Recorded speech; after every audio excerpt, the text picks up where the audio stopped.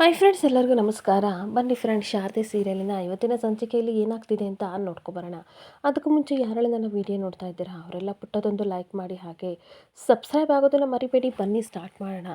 Friends, ಮೊದಲಿಗೆ ಇಲ್ಲಿ ಶಾರದಾ ಸುಮಿತ್ರ ಕಾಯ್ದಿದ್ದು ಕೊಟ್ಟಿದ್ದನ್ನು ನೆನ್ಪು ಮಾಡಿಕೊಂಡು ಸಿಕ್ಕಾಪಟ್ಟೆ ಖುಷಿಯಿಂದ ಮಿರರ್ ಹತ್ರ ಬಂದು ನಿಂತ್ಕೊಂಡು ಯೋಚನೆ ಮಾಡ್ತಾ ಇರ್ತಾಳೆ. ಹಾಗೆ ದಶರಥ ಹೇಳ್ತಾ ಇರ್ತಾನೆ, ಸುಮಿತ್ರಾ ಮತ್ತು ನಾನು ಇಬ್ಬರು ಸಹ ಶಾರದನ ದಾರೆ ಕೊಡ್ತಿದ್ವಿ ಅಂತ ಅಂದಮೇಲೆ ಅವಳು ನಮಗೆ ಮಗಳ ಸಮಾನ ಅಂತ ಹೇಳಿದ ಮಾತೆಲ್ಲ ನೆನ್ಪು ಮಾಡಿಕೊಂಡು ಖುಷಿ ಪಡ್ತಾ ಇರಬೇಕಾದ್ರೆ ರೂಮಿಗೆ ಸಿದ್ದು ಬರ್ತಾನೆ.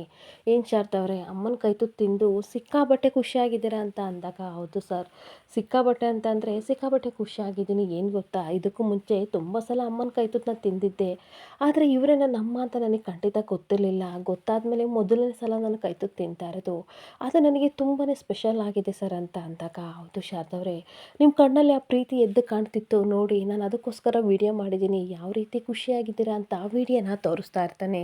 ಸಿದ್ದು ವಿಡಿಯೋನ ತೋರಿಸ್ತಾ ಇದ್ರೆ ಶಾರದನಿಗಂತೂ ಸಿಕ್ಕಾಪಟ್ಟೆ ಖುಷಿ ಆಗ್ತಾ ಇರುತ್ತೆ. ಆ ವಿಡಿಯೋ ನೋಡಿ ನಿಮ್ಗೆ ಯಾವ ರೀತಿ ಧನ್ಯವಾದ ಹೇಳಬೇಕು ನನಗಂತೂ ಗೊತ್ತಿಲ್ಲ ಸರ್. ನಾನು ಕಳ್ಕೊಂಡಿದ್ದ ಪ್ರೀತಿ ಎಲ್ಲನೂ ಕೊಡ್ತಾ ಇದ್ದೀರಾ, ಜೊತೆಗೆ ಆ ಕ್ಷಣಗಳನ್ನು ಜೋಪಾನವಾಗಿ ನೀವು ಅದನ್ನು ಇಡ್ತಾ ಇದ್ದೀರಾ, ಅದಕ್ಕೆ ನನಗೆ ಸಿಕ್ಕಾಪಟ್ಟೆ ಖುಷಿ ಆಗ್ತಿದೆ ಅಂತ ಅಂದಾಗ, ನ್ಯಾಯವಾಗಿ ಹೇಳಬೇಕು ಅಂತಂದರೆ ಇದೆಲ್ಲ ನಿಮಗೆ ಸಿಗಬೇಕಿತ್ತು ಕಣ್ರಿ, ಆದರೆ ಏನೋ ಕಷ್ಟ ಕಾರ್ಪಣ್ಯಗಳಿಂದ ನೀವು ಇದರಿಂದ ದೂರ ಇದ್ದೀರಾ. ಒಂದಲ್ಲ ಒಂದು ದಿನ ಇದು ಸಿಗುವ ಹಾಗೆ ನಾನು ಮಾಡ್ತೀನಿ ಅಂತ ಸಿದ್ದು ಹೇಳ್ತಾ ಇರ್ತಾನೆ. ಹಾಗೆ ಈ ಮನೆ ಮಗಳು ಕಣ್ರಿ, ಒಂದು ವೇಳೆ ಈ ಮನೆಯಲ್ಲಿ ನೀವು ಹುಟ್ಟಿ ಬೆಳೆದಿದ್ರೆ ಖಂಡಿತ ಇವತ್ತು ಯಾರನ್ನು ಮದುವೆ ಆಗ್ತಿದ್ದೀರಾ ಅವ್ರನ್ನ ತುಂಬ ಖುಷಿಯಿಂದ ಸಂತೋಷದಿಂದ ಅದ್ದೂರಿಯಾಗಿ ಮದುವೆ ಆಗ್ತಿದ್ರಲ್ವಾ. ಸೊ ಹಂಗಾಗಿ ನಾನು ಈ ಕೆಲಸನ ಮಾಡ್ತಾ ಇದ್ದೀನಿ.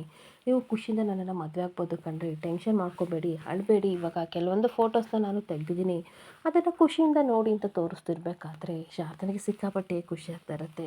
ಅಪ್ಪನ ನೋಡಿ ಎಷ್ಟು ಖುಷಿಯಾಗಿದ್ದಾರೆ, ಅವರಿಗೆ ನಾನೇ ಸ್ವಂತ ಮಗಳು ಅಂತ ಗೊತ್ತಿಲ್ಲದಿದ್ರೂ ಸಹ ತುಂಬ ಖುಷಿಯಿಂದ ಮದುವೆ ಮನೇಲಿ ಓಡಾಡ್ತಾ ಇದ್ದಾರೆ. ಅಮ್ಮ ಯಾವತ್ತೂ ಸರಿ ಆಗ್ತಾರೋ ಗೊತ್ತಿಲ್ಲ, ಆದರೆ ಕೈ ತುತ್ತು ತಿಂದು ನನಗಂತೂ ಸಿಕ್ಕಾಪಟ್ಟೆ ಖುಷಿ ಆಗ್ತಿದೆ ಅಂತ ಅಂದಾಗ, ಖಂಡಿತ ನನಗೂ ಅಷ್ಟೇ ನಿಮ್ಮ ಖುಷಿ ನೋಡಿ ಖುಷಿ ಆಗ್ತಿದೆ ಅಂತ ಸಿದ್ದು ಹೇಳ್ತಾ ಇದ್ದರೆ, ಖುಷಿ ಏನೋ ಆಗ್ತಾಯಿದೆ ಮಾವ, ಆದರೆ ಏನೇನೋ ಆಗ್ಬೋದು, ಏನಾದರೂ ತೊಂದರೆ ಆಗ್ಬೋದು ಅನ್ನೋ ಭಯ ನನ್ನಿಂದ ಕಾಡ್ತಾ ಇದೆ ಅಂತ ಶಾರದಾ ಹೇಳ್ತಾ ಇರ್ತಾಳೆ. ಈ ಎಲ್ಲಿ ಪ್ರೀತಿ ನನ್ನಿಂದ ದೂರ ಆಗುತ್ತೆ ಅಂತ ತುಂಬ ಭಯ ಆಗ್ತಿದೆ ಮಾವ ಅಂತ ಶಾರದಾ ಹೇಳ್ತಾ ಇರಬೇಕಾದ್ರೆ, ನಾನು ಇರಬೇಕಾದ್ರೆ ಆ ರೀತಿ ಏನೂ ಆಗಲ್ಲ ಕಣ್ರೆ, ಟೆನ್ಷನ್ ಮಾಡ್ಕೋಬೇಡಿ. ಈ ರೀತಿ ಭಯ ಪಡೋದಾದರೆ ಇವಾಗಲೇ ಹೋಗಿ ಮನೆಯವ್ರಿಗೆಲ್ಲ ಅಸತ್ಯ ಹೇಳ್ತೀನಿ, ಈ ಮನೆ ಮಗಳು ಜ್ಯೋತಿಕಲ್ಲ ಶಾರದಾ ಅಂತ ಹೇಳ ಅಂತ ಹೋಗ್ತಿರ್ಬೇಕಾದ್ರೆ ಸಿದ್ದು ಕೈ ಹಿಡಿದು ಹೇಳ್ಕೊಬಿಡ್ತಾಳೆ. ಹಾಗೆ ತುಂಬ ಪ್ರೀತಿಯಿಂದ ಸಿದ್ದನ್ನ ನೋಡ್ತಾ ಇದ್ರೆ ಸಿದ್ದುಗೂ ಸಿಕ್ಕಾಬಟ್ಟೆ ನಾಚಿಕೆ ಆಗ್ತಾ ಇರುತ್ತೆ. ಹಾಗೆ ಇಬ್ಬರು ನಾಚ್ಕೊಂಡು ಹಾಗೆ ಮಾಡ್ಕೊಂಡು ಒಬ್ರೊಬ್ರು ಮುಖನ ನೋಡ್ತಾ ನಿಂತ್ಕೊಬಿಡ್ತಾರೆ. ಹಾಗೆ ಇನ್ನೊಂದು ಕಡೆ ದೀಪು ಸಿದ್ದು ಶಾರದನ ಮದುವೆಗೋಸ್ಕರ ಗಿಫ್ಟ್ನ ರೆಡಿ ಮಾಡ್ತಾ ಇರ್ತಾಳೆ. ಹಾಗೆ ರೆಡಿ ಮಾಡ್ತಾ ಇರಬೇಕಾದ್ರೆ, ಅಪ್ಪ ಅಮ್ಮ ಯಾವಾಗಲೂ ನೀವು ನನಗೆ ಗಿಫ್ಟ್ ಕೊಡ್ತಾ ಇದ್ರಿ, ಈ ಸಲ ನೋಡಿ ನಾನು ನಿಮಗೆ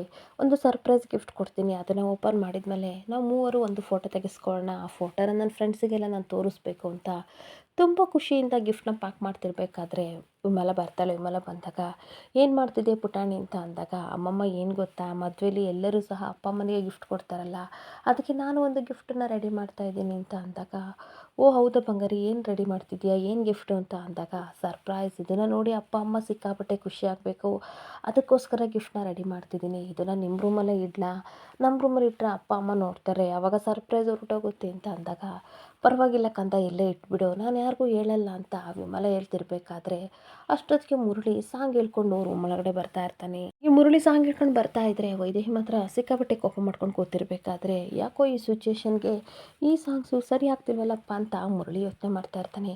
ಹಾಗೆ ದೀಪು ಕಡೆ ನೋಡ್ತಾನೆ, ಏನು ದೀಪು ಇದನ್ನು ಬಚ್ಚಿಟ್ಕೊಂಡಿದ್ಯಾ ಅಂತ ಅಂದಾಗ, ಅಯ್ಯೋ ಅಮ್ಮಮ್ಮ, ನಾವು ಮಾತಾಡೋದನ್ನೆಲ್ಲ ತಾತ ಕೇಳಿಸ್ಕೊಂಡ್ರು ಅಂತ ಅನಿಸುತ್ತೆ, ಇದನ್ನು ಬೇರೆ ನೋಡಿಬಿಟ್ಟಿದ್ದಾರೆ, ನಮ್ಮ ಪ್ಲ್ಯಾನ್ ಎಲ್ಲ ಫ್ಲಾಪ್ ಆಯಿತು ಅಂತ ಅಂದಾಗ, ಏನು ಸಿದ್ದು ಶಾರದನಿಗೆ ಕೊಡೋಕ್ಕೋಸ್ಕರ ಈ ಗಿಫ್ಟನ್ನ ರೆಡಿ ಮಾಡಿಟ್ಟಿದ್ಯಾ, ಅಷ್ಟೇ ತಾನೇ, ನಾನು ಯಾರಿಗೂ ಹೇಳಲ್ಲ, ಮದರ್ ಪ್ರಾಮಿಸ್ ಅಂತ ಅಂದಾಗ, ಥ್ಯಾಂಕ್ ಯು ತಾತ ಅಂತ ದೀಪು ಹೇಳ್ತಾ ಇರ್ತಾಳೆ. ಕದ್ದು ಮುಚ್ಚಿ ಮಾಡೋದು, ಕದ್ದು ಮುಚ್ಚಿ ಓಡೋಗೋದು ಎಲ್ಲ ಅವ್ರ ಬುದ್ಧಿ, ನೀನು ಹೋಗಿ ಹೋಗಿ ಅವ್ರಿಗೆ ಹೇಳ್ತಿದೆಯಲ್ಲ ದೀಪು ಅಂತ ಅನ್ಬೇಕಾದ್ರೆ, ಏನಾದರೂ ಅಂದ್ಯ ವಿಮಲ ಅಂತ ಕೇಳ್ತಾ ಇರ್ತಾನೆ. ಹೌದು, ನಾವೇನಾದರೂ ನಿಜ ಸತ್ಯ ಹೇಳ್ಬೇಕಾದ್ರೆ ಕೆಲವ್ರಿಗೆ ಕಿವಿ ಕಿವುಡಾಗಿರುತ್ತೆ, ಅದೇ ಬೇರೆ ಏನಾದರೂ ಮಾತಾಡ್ತಿದ್ರೆ ಕಿವಿ ನೆಟ್ಗಿರುತ್ತೆ ಅಂತ ವಿಮಲ ಬೈತಾ ಇದ್ರೆ ಮುರಳಿ ಮಾತ್ರ ತಲೆ ಕೆಡಿಸ್ಕೊಡ್ದೇನೆ ನಿಂತ್ಕೊಬಿಡ್ತಾನೆ. ಹಾಗೆ ಮತ್ತೆ ವಿಮಲ ಕೋಪ ಮಾಡಿಕೊಂಡು ಬೇರೆ ರೂಮಿಗೆ ಬರಬೇಕು ಅಂತ ಅಂದರೆ ಡೋರ್ನ ಟಕ್ ಮಾಡಿ ಬರಬೇಕನ್ನೋ ಕಾಮನ್ ಸೆನ್ಸ್ ಇವ್ರಿಗಿಲ್ಲ ಅಂತ ಬೈತಿರ್ಬೇಕಾದ್ರೆ, ಇದೊಳ್ಳೆ ಸರಿ ಆಯ್ತಾರೆ ವಿಮಲ, ಡೋರ್ ಏನು ಕ್ಲೋಸ್ ಆಗಿತ್ತಾ, ಇಲ್ಲ ತಾನೇ ಓಪನ್ ಇತ್ತು, ಹಂಗಾಗಿ ನಾನು ಸಡನ್ನಾಗಿ ಬಂದೆ ಅಷ್ಟೇ ಅಂತ ಅನ್ಬೇಕಾದ್ರೆ, ನನ್ನ ಬ್ಯಾಗ್ ಎಲ್ಲಿದೆ ಅಂತ ಹುಡುಕ್ತಾ ಇರ್ತಾನೆ. ಅಲ್ಲ ತಾತ ನಿಮ್ಮ ಬ್ಯಾಗ್ನ ಇಟ್ಕೊಂಡು ನೀವು ಆವಾಗಲೇ ಪಾರಿಜಾತ ಅಜ್ಜಿ ಹಾಗೆ ಜ್ಯೋತಿಕಾ ಆಂಟಿ ಜೊತೆ ನೀವು ನಿಂತಿದ್ರಲ್ವ ಅಂತ ಅಂದಾಗ ವಿಮಲನಿಗೆ ಸಿಕ್ಕಾಬಿಟ್ಟೆ ಕೋಪ ಬರ್ತಾ ಇರುತ್ತೆ. ಏನು ಮಾಡೋದು, ನಿಮ್ಮ ಅಜ್ಜಿ ನನ್ನನ್ನು ಮನೆ ಒಳಗಡೆ ಕೊಡೋದು ಇಲ್ಲ, ಮಾತಾಡ್ಸೋದು ಇಲ್ಲ, ಹಂಗಾಗಿ ನಾನು ಅವ್ರ ಜೊತೆ ನಿಂತಿದ್ದೆ ಅಷ್ಟೇ ಅಂತ ಅಂದಾಗ, ಹೌದಾ ಅಮ್ಮಮ್ಮ ನೀವು ತಾತನ್ನ ದೂರ ಇಟ್ಟಿದ್ದೀರಾ ಅಂತ ಅನ್ಬೇಕಾದ್ರೆ, ಇದೆಲ್ಲ ನಿನಗೆ ಅರ್ಥ ಆಗಲ್ಲ ಪುಟ್ಟ, ಈ ಗಿಫ್ಟ್ನ ಇಲ್ಲೇ ಇಟ್ಬಿಟ್ಟು ಅಮ್ಮ ಏನು ಮಾಡ್ತಿದ್ದಾಳೆ ನೋಡೋಗು ಅಂತ ದೀಪನ ಕಳಿಸ್ತಾ ಇರ್ತಾಳೆ. ಹಾಗೆ ದೀಪು ಹೊರಗಡೆ ಹೋಗಿದ ತಕ್ಷಣ ಮಕ್ಳ ಮುಂದೆ ಏನು ಮಾತಾಡಬೇಕು ಏನು ಮಾತಾಡಬಾರ್ದು ಅನ್ನೋ ಕಾಮನ್ ಸೆನ್ಸ್ ಸಹ ನಿಮಗಿಲ್ವಾ? ಅಲ್ಲ, ಒಂದ್ಸಲ ನಂಬಿಕೆ ಕಳ್ಕೊಂಡ್ಮೇಲೆ ಹೇಗ್ರಿ ನೀವು ಇಲ್ಲಿಗೆ ಬರ್ತೀರಾ? ನೀವು ಬಂದಿದ್ದು ಜಸ್ಟ್ ಸಿದ್ದು ಮದುವೆ ಮಾಡೋಕ್ಕೆ, ಅದನ್ನು ಮಾಡ್ಕೊಂಡು ನೀವು ಇಲ್ಲಿಂದ ಹೊರಟೋದ್ರೆ ಅಷ್ಟೇ ಸಾಕು. ಅದನ್ನು ಬಿಟ್ಟು ನನ್ನ ನಂಬಿಕೆನ ಗಳಿಸೋಕೆ ಬಂದರೆ ಅದು ಸರಿ ಇರಲ್ಲ. ನೀವು ಅದಕ್ಕೆ ಯೋಗ್ಯತೆಯೂ ಇಲ್ಲ, ಅರ್ಹತೆಯೂ ಇಲ್ಲ, ನಿಮಗೆ ಎಲ್ಲ ಕಳ್ಕೊಂಡಿದ್ದೀರಾ ಅಂತ ಅಂದಾಗ, ಆಗಲ್ಲ ವಿಮಲ ಅಂತ ಮಾತಾಡೋಕೆ ಹೋಗ್ತಾ ಇರ್ತಾನೆ. ಹಾಗೆ ಏನು ಮಾತಾಡಬೇಡಿ, ಇಲ್ಲಿಂದ ಮೊದಲು ಹೊರಟೋಗಿ ಅಂತ ಅಂದಾಗ, ನೀನು ಇಷ್ಟು ಸ್ಟ್ರಿಕ್ಟಾಗಿ ಹೇಳ್ತಿರ್ಬೇಕಾದ್ರೆ ನಾನೇನು ಇರಲ್ಲ ಅಂತ ಮುರಳಿ ಹೋಗ್ತಾ ಇದ್ದರೆ ವಿಮಲನಿಗಂತೂ ಸಿಕ್ಕಾಬಟ್ಟೆ ಬೇಜಾರಾಗ್ತಾ ಇರುತ್ತೆ. ಹಾಗೆ ಇನ್ನೊಂದು ಕಡೆ ಜ್ಯೋತಿಕಾ ಸಿಕ್ಕಾಬಟ್ಟೆ ಕೋಪ ಮಾಡಿಕೊಂಡು ಓಡಾಡ್ತಿರ್ಬೇಕಾದ್ರೆ ಪಾರಿಜಾತ ಹೇಳ್ತಾ ಇರ್ತಾಳೆ, ಏನಾಗಿದೆ ನಿನಗೆ?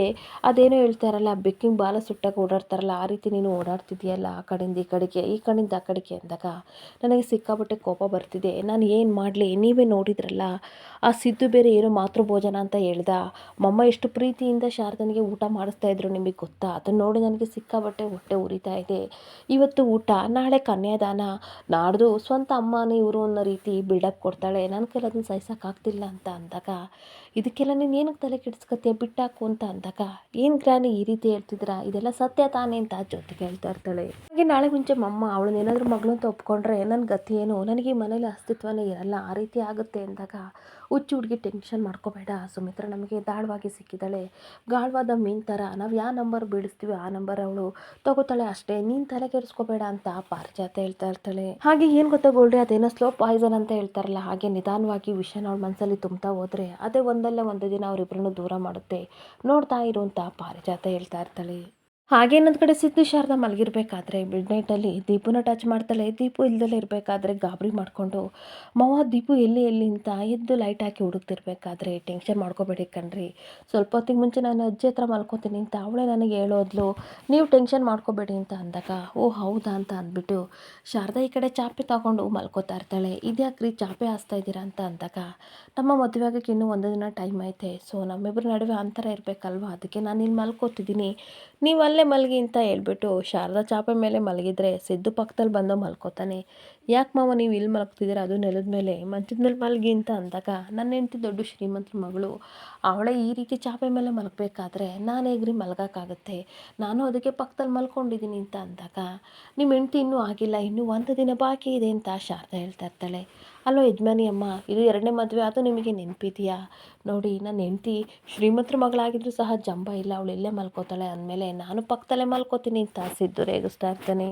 ಹಾಗೆ ನಿಮ್ಮನ್ನು ನಾನು ಹೊಸ್ದಾಗಿ ಮದುವೆ ಆಗ್ತಿಲ್ಲ ಕಣ್ರಿ, ನನ್ನ ಮನಸ್ಸಲ್ಲಿ ಯಾವತ್ತೂ ಮದುವೆ ಆಗಿಬಿಟ್ಟಿದ್ದೀನಿ ಅಂತ ಅಂದಾಗ, ಶಾರದಾ ನಾಚ್ಕೊಂಡು ಎದ್ದೋಗ್ತಿರ್ಬೇಕಾದ್ರೆ, ಯಾಕ್ರಿ ನಾಚ್ಕೋತಿದ್ದೀರಾ ಅಂತ ಕೇಳ್ತಾ ಇರ್ತಾನೆ. ಏನಿಲ್ಲ ಮಾವ, ಮಲ್ಕೋ ಹೋಗಿ ಟೈಮ್ ಆಯಿತು ಅಂತ ಅನ್ಬೇಕಾದ್ರೆ, ಏನ್ರಿ ನೆಲ ನೋಡ್ಕೊಂಡು ಮಾತಾಡ್ತಿದ್ದೀರಾ, ಹಾಗಾದರೆ ನೀವು ನೆಲನ ಮದುವೆ ಆಗಬೇಕಿತ್ತು, ನನ್ನನ್ನು ಯಾಕ್ರಿ ಆಗ್ತಿದ್ದೀರಾ ಅಂತ ಅಂದಾಗ, ಹಾಗೇನಿಲ್ಲ ತುಂಬ ಮುಜುಗರ ಅಂತ ಹೇಳ್ತಾ ಇರ್ತಾಳೆ.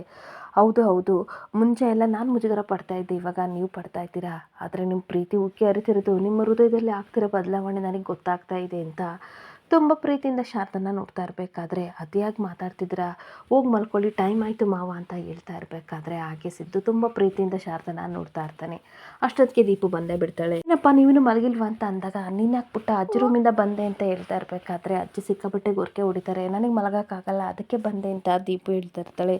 ಹಾಗೆ ಚಾಪೆನ ನೋಡಿಬಿಟ್ಟು, ಇದೇ ನಮ್ಮ ಚಾಪೆ ಹಾಕಿದೆಯಾ, ನಾನು ಇಲ್ಲೇ ಮಲ್ಕೋತೀನಿ ಅಂತ ಅಂದಾಗ, ಬೇಡ ಬೇಡ ಕಂದ ಬಾ ಮಂಚದ ಮೇಲೆ ಮಲಗು ಅಂತ ಮೂವರು ಮಲ್ಕೊಂಡಿರ್ಬೇಕಾದ್ರೆ ಸಿದ್ದು ಮಾತ್ರ ಶಾರದಾ ಮುಖನ ನೋಡ್ತಾ ಇರ್ತಾನೆ. ಯಾಕೆ ಮಾವ ಈ ರೀತಿ ನೋಡ್ತಿದ್ದೀರಾ, ಬೆಳಗ್ಗೆ ಸಿಕ್ಕಾಬಿಟ್ಟೆ ಕೆಲಸ ಇದೆ, ಮಲ್ಕೊಳ್ಳಿ ಅಂತ ಅಂದಾಗ, ಪ್ರೀತಿ ದೇವ್ರ ಸಮಾನ ಅಂತ ಹೇಳ್ತಾರೆ, ಹಾಗೆ ಎತ್ತು ತಂದೆ ತಾಯಿಗೆ ಮಕ್ಕಳು ದೇವ್ರ ಸಮಾನ ಅಂತ ಹೇಳ್ತಾರೆ, ಆದರೆ ನಾವಿಬ್ಬರು ಜೊತೆ ಇರಬೇಕಾದ್ರೆ ದೇವರಾಗಿರೋ ಮಕ್ಕಳೇ ಬಂದು ತೊಂದರೆ ಕೊಡ್ತಾರ ಅಲ್ವಾ ಅಂತ ಅಂದಾಗ, ತುಂಬ ಅತಿಯಾಗಿ ಮಾತಾಡ್ತಿದ್ದೀರಾ, ಸುಮ್ಮನೆ ಮಲ್ಕೊಳ್ಳಿ ಅಂತ ಬೈದು ಸಿದ್ದನ್ನ ಮಲಗಿಸ್ತಾಳೆ.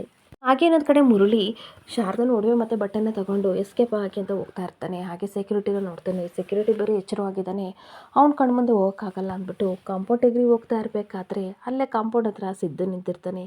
ಹಾಗೆ ಯಾರಾದರೂ ಇದ್ರೆ ಕೈ ಕೊಡಿ ಅಂತ ಅಂದಾಗ, ಸಿದ್ದು ಕೈ ಹಿಡಿದು ಕೆಳಗಡೆ ಇಳಿಸಿದ ತಕ್ಷಣ, ಇದೇನಿದು ಸಿದ್ದು ನೀನು ಇಲ್ಲೇ ಇದೆಯಾ, ನಿದ್ದೆ ಬರಲಿಲ್ವಾ ಅಂತ ಅಂದಾಗ, ನನ್ನ ವಿಷಯ ಬಿಡಿಯಪ್ಪ, ನೀವೇನಕ್ಕೆ ಕಳ್ಳರ ಥರ ಎಗರಿ ಹೋಗ್ತಾ ಇದ್ದೀರಾ, ಅಷ್ಟಕ್ಕೂ ಏನಾಯಿತು, ಏನಾದರೂ ಕಳ್ತನ ಮಾಡ್ಕೊ ಬಂದಿದ್ದೀರಾ ಅಂತ ಅಂದಾಗ, ಹಾಗೇನಿಲ್ಲ, ಈ ಮನೇಲಿ ನನಗೆ ಮರ್ಯಾದೆ ಇಲ್ಲ, ನಿನಗೆ ಗೊತ್ತಲ್ವಾ ಗೌರವನೂ ಸಿಗಲ್ಲ, ಯಾಕೋ ಸಿಕ್ಕಾಬಿಟ್ಟೆ ಬೇಜಾರಾಯಿತು, ನಿಮ್ಮಮ್ಮನೂ ಸಹ ಸಿಕ್ಕಾಬಿಟ್ಟೆ ಬೇಜಾರು ಮಾಡ್ಕೊಂಡಿದ್ದಾಳೆ, ಹಂಗಾಗಿ ನಾನು ಇಲ್ಲಿಂದ ಹೊರಟೋಗ್ತೀನಿ ಅಂತ ಬ್ಯಾಗ್ ತಗೊಂಡು ಹೋಗ್ತಿರ್ಬೇಕಾದ್ರೆ, ಒಂದು ನಿಮಿಷ ಅಪ್ಪ, ನೀವೇನೋ ಹೊರಟೋಗ್ಬಿಡ್ತೀರಾ, ಈ ಮದುವೆ ಮಾಡಿಕೊಡ್ತೀನಿ ಅಂತ ನನಗೆ ಪ್ರಾಮಿಸ್ ಮಾಡಿದ್ದೀರಾ, ಇದನ್ನೆಲ್ಲ ಮುರಿತೀರಾ, ಹಾಗೆ ನೀವು ಪಶ್ಚಾತ್ತಾಪ ಮಾಡ್ಕೊಳ್ಳೋಕ್ಕೆ, ಪ್ರಾಯಶ್ಚಿತ್ತ ಮಾಡ್ಕೊಳ್ಳೋಕ್ಕೆ ಇದೊಂದೇ ಅವಕಾಶ ಇರೋದು, ಇದನ್ನು ಯೂಸ್ ಮಾಡ್ಕೊಳ್ಳಿ ಅಂತ ಸಿದ್ದು ಹೇಳ್ತಾ ಇರ್ತಾನೆ. ಹಾಗೆ ಮತ್ತೆ ಸಿದ್ದು ಹೇಳ್ತಾ ಇರ್ತಾನೆ, ನೀವು ನನ್ನ ಮದುವೆನ ನಡೆಸಿದ ಕೊಟ್ಟ ತಕ್ಷಣ ಎಲ್ಲ ಮರೆತು ನಿಮ್ಮನ್ನು ಒಪ್ಕೋತೀವಿ ಅಂತ ಅರ್ಥ ಅಲ್ಲ, ಒಂದು ಕೃತಜ್ಞತೆ ಇರುತ್ತಲ್ಲ ಅದಕ್ಕೋಸ್ಕರ ಹೇಳ್ತಾ ಇದ್ದೀನಿ ಅಂತ ಅಂದಾಗ, ನೀನು ಏನು ಹೇಳೇ ಸಿದ್ದು, ನನಗಂತೂ ಈ ಮನೇಲಿ ಗೌರವ ಸಿಗಲ್ಲ, ಬೆಲೆನೂ ಸಿಗಲ್ಲ, ಏನೂ ಸಿಗಲ್ಲ, ಆಮೇಲೆ ನಾನೇನಕ್ಕೆ ಇರಬೇಕು ಅಂತ ಅಂದಾಗ, ನೋಡಿ ಅಪ್ಪ, ನೀವು ನನ್ನ ಮಾತು ಕೇಳೋದೇ ಆದರೆ ನಿಜವಾಗ್ಲೂ ನಾನು ಈ ಮನೇಲಿ ಗೌರವ ಸಿಗುವಾಗ ಮಾಡ್ಕೋತೀನಿ, ಒಂದು ವೇಳೆ ನೀವು ನನ್ನ ಮತ್ತು ಶಾರದವ್ರ ಮದುವೆ ಮಾಡಿಕೊಡ್ಬೇಕು, ಹಾಗೆ ಸೊಸೆ ಅಂತ ಅವ್ರನ್ನ ಮನಸಾರೆ ನೀವು ಮನೆ ತುಂಬಿಸ್ಕೋಬೇಕು, ಆ ರೀತಿ ನೀವೇನಾದರೂ ಮಾಡಿದರೆ ಖಂಡಿತ ಈ ಮನೇಲಿ ಗೌರವ ಸಿಗೋ ಹಾಗೆ ನಾನು ಮಾಡ್ತೀನಿ ಅಂತ ಅಂದಾಗ, ಮುರಳಿಗೆ ಸಿಕ್ಕಾಪಟ್ಟೆ ಖುಷಿ ಆಗ್ತಾ ಇರುತ್ತೆ. ನಿಜನ ಸಿದ್ದು ಅಂತ ಅಂದಾಗ, ಈ ಸಿದ್ದು ಮಾತು ಕೊಟ್ಟ ಮೇಲೆ ಯಾವುದೂ ಸಹ ಮುರಿಯಲ್ಲ, ನೀವು ಮನಸಾರೆ ಶಾರದವ್ರನ್ನ ಮನೆ ತುಂಬಿಸ್ಕೋಬೇಕು, ಆಗಿದ್ದರೆ ಮಾತ್ರ ನೀವು ಮನೆ ಒಳಗಡೆ ಹೋಗಿ, ಇಲ್ಲ ಅದರಲ್ಲಾಗೆ ತೊಗೊಂಡು ಮನೆ ಹೊರಗಡೆಯಿಂದ ಆಚೆ ಹೋಗಿ, ನಾನು ಕೊಟ್ಟ ಮಾತಂತ ಉಳಿಸ್ಕೊತೀನಿ, ಅದು ನಿಮಗೂ ಚೆನ್ನಾಗಿ ಗೊತ್ತು, ನನ್ನ ಮತ್ತು ಶಾರದವ್ರ ಮದುವೆ ಮಾಡೋಕ್ಕಾಗುತ್ತೆ ಅಂದರೆ ಮಾತ್ರ ಇಲ್ಲಿರಿ ಅಪ್ಪ, ಇಲ್ಲಾಂದರೆ ಹೊರಟೋಗಿ ಅಂತ ಅಂದಾಗ, ಈ ಕಡೆ ಮುರಳಿಗಂತೂ ಸಿಕ್ಕಾಪಟ್ಟೆ ಶಾಕ್ ಆಗ್ತಾ ಇರುತ್ತೆ. ಹಾಗೆ ಮತ್ತೆ ಮುರಳಿ ಹೇಳ್ತಾ ಇರ್ತಾನೆ, ನಿನ್ನ ಮಾತು ಕೇಳಿದ್ಮೇಲೆ ನನಗೆ ತುಂಬ ನಂಬಿಕೆ ಬರ್ತಿದೆ ಸಿದ್ದು, ಆಯಿತು ನಾನು ಮನೆ ಒಳಗಡೆ ಬರ್ತೀನಿ ಅಂತ ಅಂದಾಗ, ತುಂಬ ಖುಷಿಯಿಂದ ಮನೆ ಒಳಗಡೆ ಬರ್ತಾ ಇರ್ತಾನೆ. ಹಾಗೆ ಸೆಕ್ಯೂರಿಟಿನ ನೋಡಿಬಿಟ್ಟು, ಈ ಮನೆ ಅಳಿಯ ನಾನು ಸೆಲ್ಯೂಟ್ ಹೊಡಿಯೋ ಅಂತ ಅಂದಾಗ, ಸೆಕ್ಯೂರಿಟಿ ಸೆಲ್ಯೂಟ್ ಹೊಡಿತಿರ್ಬೇಕಾದ್ರೆ ಕಾರು ಮನೆ ಬಂಗ್ಲೆ ಎಲ್ಲ ನೋಡಿ ಮುರಳಿ ಸಿಕ್ಕಾಪಟ್ಟೆ ಖುಷಿಯಿಂದ ಒಳಗಡೆ ಹೋಗ್ತಾ ಇದ್ರೆ, ಸಿದ್ದು ಮಾತ್ರ ಮುರಳಿ ನೋಡಿಕೊಂಡು ಹಾಗೆ ನಿಂತ್ಕೊಬಿಡ್ತಾನೆ. ಇಲ್ಲಿಗೆ ಸಂಚಿಕೆ ಎಂಡ್ ಆಗ್ತಿದೆ. Thank you for the watching friends.